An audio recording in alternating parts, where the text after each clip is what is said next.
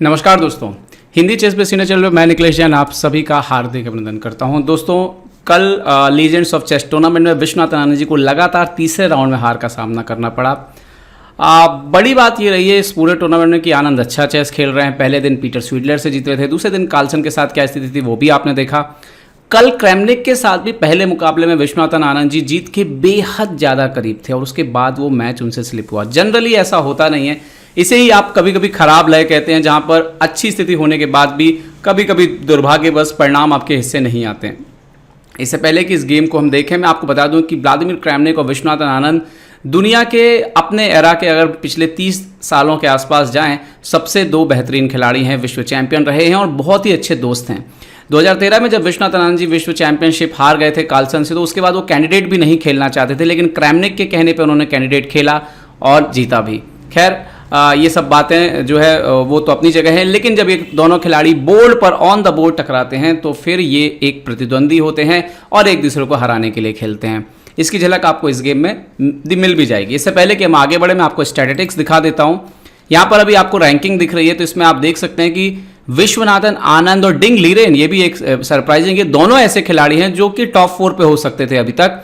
दोनों फिलहाल 0 पॉइंट्स पर हैं कि दोनों तीनों राउंड्स जो है वो हार चुके हैं। और डिंग लीरेन की बड़ी बात ये कि वो इवांचुक और बोरिस गेलफैंड से आ रहे हैं, मतलब जिन खिलाड़ियों की उम्र 50 साल से ऊपर है उनसे पराजित हुए हैं। तो आप जान सकते हैं कि किसी भी खिलाड़ी का कभी भी ऑफ डे जो है वो हो सकता है। अगर आप बात करें राउंड 3 के रिजल्ट की, तो अनीश गिरी हारे यान नेपोमनिची से, आनंद जी हारे क्रैमनिक से, पीटर लेको को मैग्नस कार्लसन ने हराया, बोरिस गेलफैंड को पीटर स्वीडलर ने हराया, जबकि डिंग लीरेन जो है वो वेस्ली इवांचुक से एक बार फिर से पराजित हो गए। तो खैर, अब देखते हैं ये मुकाबला विश्वनाथन आनंद जी जो है जीत रहे थे, कैसे जीत रहे थे, क्या हो रहा था, तो वो देखते हैं। E4 पे यहाँ पर जवाब देते हैं व्लादिमीर क्रैमनिक E6। अच्छा, बड़ी बात ये है कि अगर आप क्रैमनिक के चेस कैरियर में जाएंगे तो आपको फ्रेंच डिफेंस जो है वो मिलेगा नहीं। तो पता नहीं किस मूड में थे, डेफिनेटली उनका कुछ मूड था कि क्रिटिकल खेला जाए आनंद के साथ, कुछ ऐसा ना खेला जाए जो आनंद को हमेशा से पता है, और वही नज़र आया। विश्वनाथन आनंद जी ने D4 खेला, नॉर्मल स्टैंडर्ड मूव सेंटर लेते हुए, D5 सेंटर पे स्ट्राइक, नाइट C3 वेरिएशन खेला यहाँ पर, सो night F6, E5, night FD7, F4। अच्छा, ये जो सेटअप है इसमें बिल्कुल क्लियर होता है कि ब्लैक जो है वो मोस्टली जो है वो क्वीन साइड से खेलने की कोशिश करता है, most of the time C5, A6, B5, इस तरह से जो है वो चालें आती है, जबकि वाइट का जो मेन आइडिया होता है वो ज़रूरत पड़ने पर यहाँ पर F5 और G4 से ब्रेक लेने की कोशिश करता है। अब क्रैमनिक ने क्या नए आइडियाज़ लगाए वो देखते हैं। सबसे पहले C5, ओके, ये यहाँ तक सब सही चल रहा है। Night F3, night C6, bishop E3, bishop E7, queen D2, और यहाँ पर ऐसा लगता है कि ब्लैक जो है वो शॉर्ट कैसल करेगा, लेकिन शॉर्ट कैसल करना उसके लिए खतरनाक भी हो सकता है क्योंकि कभी भी F5 वगैरह आ रहा है। ठीक है, यहाँ पर अगर आप ओपनिंग वेरिएशंस में जाएंगे तो नॉर्मली जो है वो कैसल जरूर किया जाता है। अगर हम बात करें ब्लैक की तरफ से, तो ब्लैक यहाँ पर कैसल करता है, इस बहुत सारे गेम भी हैं यहाँ पर। एंड देन वाइट जो है वो समटाइम्स D×C5 मारता है, B×C5, इस तरह से मैच जो है वो चलते हैं। इवन नाइट ×C5, नॉर्मली ये कोर्स होता है मैच का आगे ले जाने का। बट यहाँ पर क्रैमनिक के दिमाग में कुछ और चल रहा था, तो क्रैमनिक ने यहाँ पे मूव खेला A6, ये भी खेला गया, ऐसा नहीं है कि नहीं खेला गया। विश्वनाथन आनंद जी यहाँ पे खेलते हैं BD3, ओके, नाउ यहाँ पर B5, A3, और अब यहाँ पर क्रैमनिक वो चाल खेलते हैं जो बहुत ही कम खेली गई है, और C4। मतलब एक लोअर 2200 के खिलाड़ियों के बीच एक गेम मिलता है डाटाबेस में, 2006 में खेला गया। इसके अलावा ये कभी भी बड़े प्लेयर्स ने नहीं खेला है। अब इसके कुछ फ़ायदे हैं और कुछ नुकसान हैं, और इसके पीछे इंटेंशन क्या था क्रैमनिक का वो अभी आपको आने वाली चालों में दिख जाएगा। पहली बात, क्रैमनिक आनंद जी को नॉर्मली अटैक देना नहीं चाहते थे किंग साइड से। अब उन्होंने जब ये क्लोज कर दिया है तो उनके पास ये D4 पे जो हम देखते हैं हमेशा एक्सचेंजेस होते हैं, ब्लैक के हैंड में होता है कि वो कभी भी C5 ओपन कर ले, वो सब जा चुका है। तो D4 पे जो प्रेशर था, जो ब्लैक को परेशान, वाइट को परेशान करता है, थोड़ा सा टेंशन देता है फ्रेंच डिफेंस में, वो जा चुका है। तो सेंटर यहाँ पर क्या हो गया है, आप देखो कि फिक्स हो गया है। ठीक है, सेंटर फिक्स होने का मतलब ये है कि पहले तो अभी बिशप हटाएंगे, अब सेंटर फिक्स होने का मतलब ये है कि अगर व्हाइट को फ्री हैंड मिले तो व्हाइट यहाँ से बहुत अच्छा है। अगर मतलब ब्लैक यहाँ पे कैसल कर लें तो ये सुसाइड जैसा हो जाएगा, क्योंकि आपके पीछे जल्दी से इस तरफ आ ही नहीं पाएंगे और व्हाइट का अटैक बहुत तेज आएगा। अब यहाँ पर क्रैमनिक जो चीज़ देखते हैं, नाइट B6 खेलते हैं, आनंद नॉर्मल कैसल खेल रहे हैं जो स्टैंडर्ड चेस है, बिशप D7, एंड यहाँ पर विश्वनाथन आनंद जी देखना चाह रहे थे कि अपोनेंट क्या कर रहा है, तो उन्होंने पहले खेला BD1। BD1 का आइडिया क्या है कि पहले तो ये सेकंड रैंक जो है उसको डिफेंस किया जाए और ये E2 का स्क्वायर जो है वो नाइट के लिए यहाँ पर तैयार करके बाद में C3 करके स्ट्रक्चर को और सॉलिड कर दिया जाए।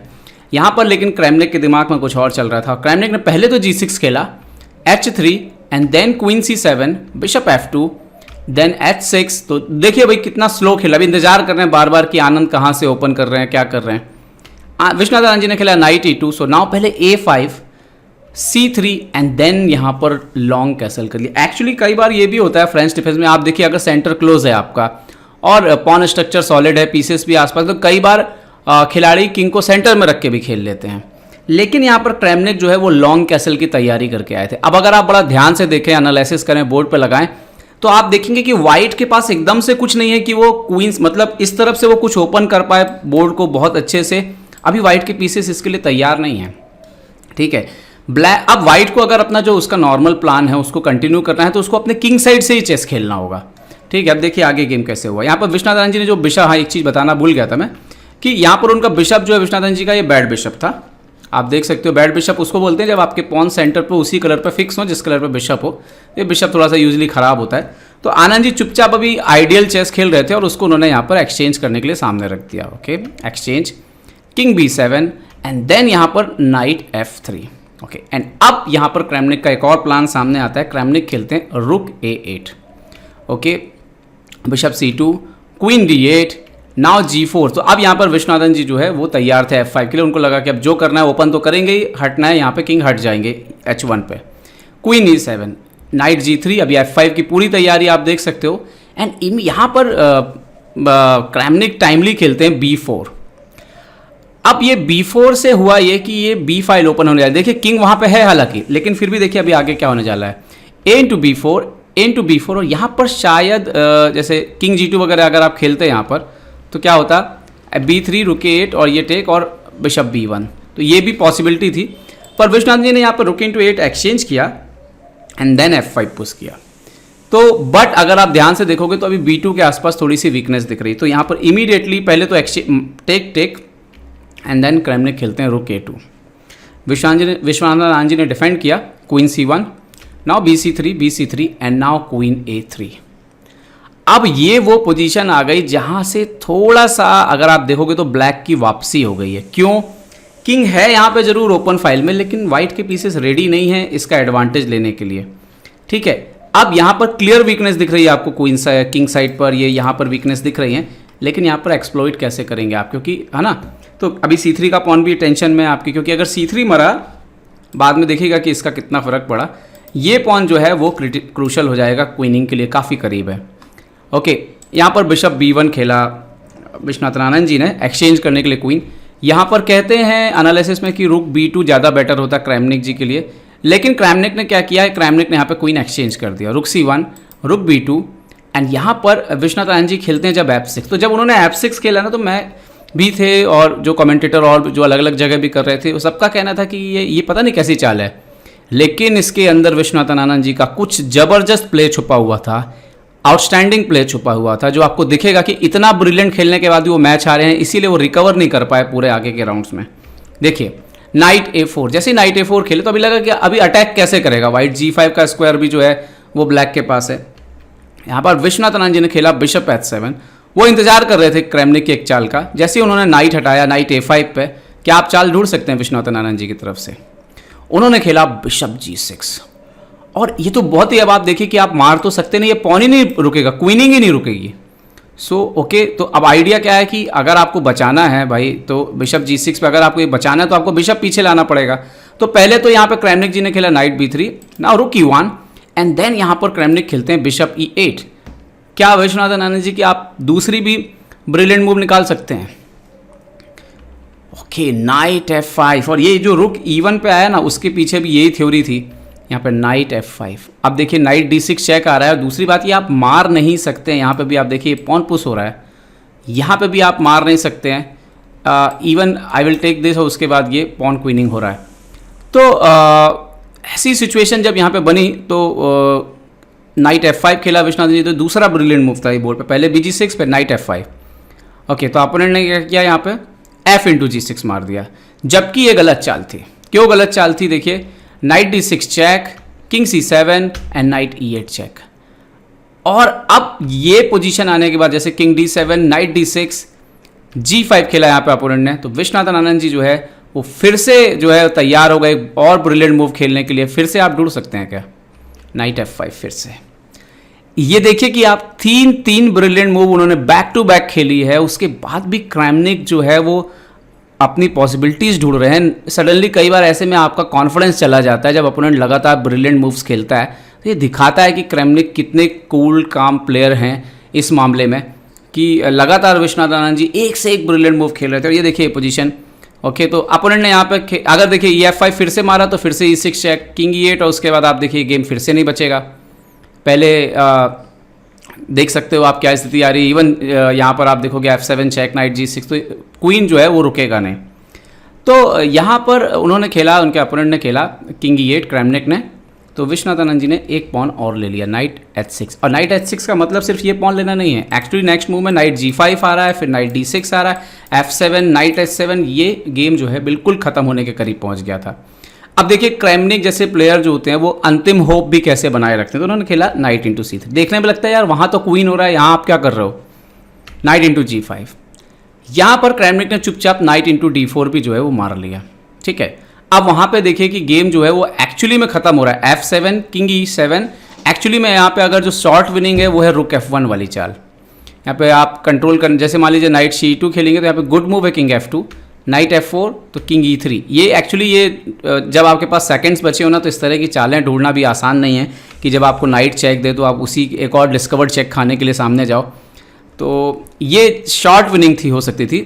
विश्वनाथन आनंद जी ने खेला रुक A1। अभी आइडिया रुक A7 है एंड देन चेक मेट करने का आइडिया है, ठीक है। तो यहाँ पर अब देखिए क्रैमनिक क्या खेलते हैं। क्रैमनिक ने खेला नाइट C2 चेक। तो नाइट C2 चेक पे अगर किंग F1 खेलते तो ये प्रॉब्लम क्या है, नाइट G3 चेक। जैसे नहीं, यहाँ पर किंग F1, अगर किंग F1 खेलते तो नाइट G3 चेक, और अभी अगर किंग E1 जाए तो ये आप आ नहीं सकते क्योंकि आपको नाइट C2 चेक आ रहा है यहाँ पर। तो आपको क्या करना पड़ेगा, आपको वापस जाना पड़ेगा। तो ऐसे में ये ड्रॉ से रिपीटेशन का चांस बनता है, तो इसलिए विश्वनाथन आनंद जी ने खेला किंग F2, ओके। अब नाइट F4 चेक आई, डिस्कवर्ड चेक। तो विश्वनाथन आनंद जी यहाँ पर जो है ये वो चाल है जब आपको जो है वो सही चाल चलनी थी। तो क्या आप यहाँ पे कोई चाल ढूंढ सकते हैं विश्वनाथन आनंद जी के लिए? यहाँ पे चलना चाहिए था किंग F1। इससे क्या होता कि नेक्स्ट में कोई चेक नहीं आती, नाइट G6 आता यहाँ पर, या तो ये नाइट वापस जाता है या नाइट और कुछ जाता, क्योंकि रुक A7 मेट भी रोकना है, वहाँ से मेट तो ये जनना पड़ता है। Then knight G8 check, king F8, knight F6, और आप देखिए अभी नाइट H7 का जो है वो थ्रेड दिख रहा होगा आपको। तो यहाँ पे गेम खत्म हो जाता है। लेकिन यहाँ पर उनके अपोनेंट ने खेला, सॉरी, यहाँ पर विश्वनाथन आनंद जी ने खेला किंग G3, और ये एक गलत चाल हो गई, क्योंकि आप देखिए कि अभी तो ये नाइट पीछे जाएगा यहाँ पे, उसके बाद ये आप एक चेक का रास्ता यहाँ पर तैयार हो गया है, और यही से देखिए गेम जो है थोड़ा गड़बड़ हुआ। लेकिन हालांकि इसके बाद भी गेम उनके हाथ में आया। Knight G6 check, sorry knight, so यहाँ पर खेला क्रैमनिक ने नाइट G6, ओके। अभी F8 के स्क्वायर पे कंट्रोल कर लिया, ओके। विश्वनाथन आनंद जी ने खेला रुक A7 check, king D8, now रुक A8 check, king C7 and now रुक G8। कितना कॉम्प्लिकेटेड गेम हो चुका है आप देखिए यहाँ पर। अब देखिए मिस क्या हुआ, मिस हुआ जो किंग की खराब पोजीशन है उसकी वजह से ये चेक आया, नाइट E2 चेक। अगेन आपको नीचे आना पड़ा, क्योंकि किंग F3 वगैरह अगर आप जाते हैं तब तो ये डायरेक्ट चेक आएगी और वो F7 वो ब्लैक मार लेगा, ब्लैक उसके बाद आउट ऑफ डेंजर है।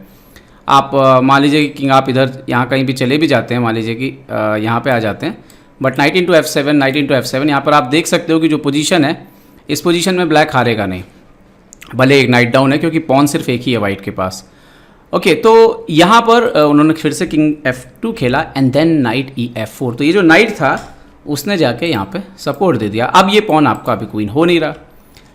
अब विश्वनाथन आनंद जी ने खेला किंग E3, और यहाँ पर इमीडिएटली जो है अब क्रैमनिक ने अपना पॉन पुश करना शुरू कर दिया, और अचानक आप देखिए कि वाइट का किंग थोड़ा सा अकेला पड़ गया, और ये इंपॉर्टेंट स्क्वायर जो है वो नाइट ने कंट्रोल कर लिया, ये इंपॉर्टेंट स्क्वायर पॉन ने कंट्रोल कर लिया, तो किंग भी पॉन रोकने नहीं जा पा रहा है। अब ये यहाँ पे लास्ट शॉट था विश्वनाथन आनंद जी का, यहाँ पे रुक G6 बेटर हो सकता था, इस तरीके से भी खेला जा सकता था गेम में, लेकिन विश्वनाथन आनंद जी ने खेला knight into E6 check, knight into E6, अपना एक नाइट चेक किया, रुक इंटू G6, नाइट वापस लिया, अभी नाइट पर अटैक है, तो यहाँ पर क्रैमनिक ने दिया D4 चेक, तो विश्वनाथ आनंद जी खेलते हैं किंग E4। नाउ यहाँ पर रुक E2 चेक, ये भी एक ब्लंडर था, यहाँ पे C2 इमीडिएटली बढ़ना चाहिए था, अब रुक E2 चेक। तो अभी देखिए यहाँ से भी दोनों तरफ से कैसे फ्लिप होगा थोड़ा सा गेम। विश्वनाथ आनंद जी ने खेला किंग F3, नाउ रुक E3 check, so king G4, now knight F8 खेला यहाँ पे, ठीक है। तो विश्वनाथ आनंद जी ने खेला रुक G8, night D7 and now night F5, okay. तो उन्होंने पुश किया C2, मतलब ये रुक दे दिया यहाँ पे, knight into E3, queen E1, so knight D5 check and then king B7, और विश्वनाथ आनंद जी ने यहाँ पे पुश किया E6। दोस्तों यहाँ पे एक बार फिर से विश्वनाथ आनंद जी की पोजीशन काफ़ी अच्छी हो गई थी। यहाँ पर अगली चाल अपोनेंट को खेलना चाहिए था queen C1 check, king G4 तो king D1 check, king G5 तो क्वीन G1 चेक, इस तरह से गेम खेलने से किंग F5 तो क्वीन, ये ड्रॉ होता। क्वीन D2 जो है वो एक बड़ी ब्लंडर थी। क्यों बड़ी ब्लंडर थी? यहाँ पर ब्लैक की तरफ से एक ऐसा मूव आ रहा है कि उसका चेक जो है वो अनस्टॉपेबल हो रहा है। यहाँ पर विश्वनाथ आनंद जी खेल सकते थे नाइट F4। अभी नाइट F4 सिर्फ एक नाइट F4 अकेला मूव ऐसा नहीं है, प्रॉब्लम यह है कि उसने G2 का स्क्वायर भी यहाँ पे कवर कर दिया है ब्लैक का। अब अगर ब्लैक को चेक कंटिन्यू रखनी है तो उसको समथिंग लाइक इधर जाना होगा, आप देख सकते हो। बट आफ्टर किंग G6 जो है ये मैच यहाँ पर पोजीशन जो है ख़त्म हो जाएगी यहाँ पर, ओके। लेकिन यहाँ पर जो विश्वनाथ आनंद जी के साथ हुआ, क्वीन D2 चेक पे आनंद जी ने खेल दिया यहाँ पे किंग G6, जो कि बहुत बड़ी ब्लंडर थी। क्यों? क्योंकि यहाँ पर आ गया क्वीन G2 चेक। अब अगर आप किंग S7 जाएंगे तो क्वीन इंटू D5 आ रहा है, और E इंटू D7 आप खेल सकते हो, क्योंकि आप ये पॉन सीधे पुश नहीं कर सकते हो क्योंकि ये चेक आ रहा है, तो उसकी वजह से ये गेम में ये आप चाल चलेगी नहीं, तो आपको मारना पड़ेगा यहाँ पे, नाइट मारना पड़ेगा। इवन आप नाइट मारोगे तो भी ये चेक आ रही है। उसके बाद आप देख सकते हैं कि पोजीशन विनिंग है वाइट के लिए। सो ये इस स्थिति में आप देखें कि कैसे विश्वनाथ आनंद जी स्लिप हुआ, मैच कई बार स्लिप हुआ। दोनों के पास टाइम जो था वो काफ़ी अप एंड डाउन हो रहा था और काफ़ी उतार चढ़ाव थे इस गेम में। लेकिन मैं यही कहूँगा कि दो जब विश्व चैंपियन खेलते हैं, पूर्व विश्व चैंपियन, तो मुकाबला कुछ इसी तरह का होता है। आनंद जी थोड़े दुर्भाग्यशाली भी रहे हैं कि कई मुकाबले उन्हें जीतने चाहिए थे, लेकिन उम्मीद करते हैं कि विश्वनाथ आनंद जी अपनी आदत के अनुसार हमेशा वापसी करते हैं। और इस टूर्नामेंट में अभी भी 6 राउंड बाकी हैं और वो अभी भी उनमें इतनी क्षमता है कि वो बाकी के सभी राउंड जीत सकते हैं। तो आइए आप यही उम्मीद करते हैं कि वो आगे अच्छा प्रदर्शन करते रहेंगे। देखते रहिए chess base India. Chess base India के लिए मैं निखिलेश जैन, जय हिंद। तो उम्मीद है आपको हमारे वीडियो पसंद आए होंगे। अपने सुझाव हमें जरूर दें और याद रखें शतरंज की हर छोटी बड़ी खबर के लिए जुड़े रहें चेस बेस इंडिया चैनल से। जी हाँ, चाहे वो खिलाड़ियों के इंटरव्यू या फिर वो खेल का विश्लेषण, चेस बेस इंडिया हमेशा आपके लिए खबरें लाएगा सबसे तेज सबसे जल्दी। सब्सक्राइब करें Hindi chess base India channel को। अगर आप यूट्यूब पर देख रहे हैं तो सब्सक्राइब करें और साथ ही साथ बेल आइकॉन दबाना ना भूलें दोस्तों, क्योंकि इसी से मिलेंगे आपको सारे नोटिफिकेशन। फेसबुक पर देख रहे हैं तो जरूर लाइक और शेयर करना ना भूलें।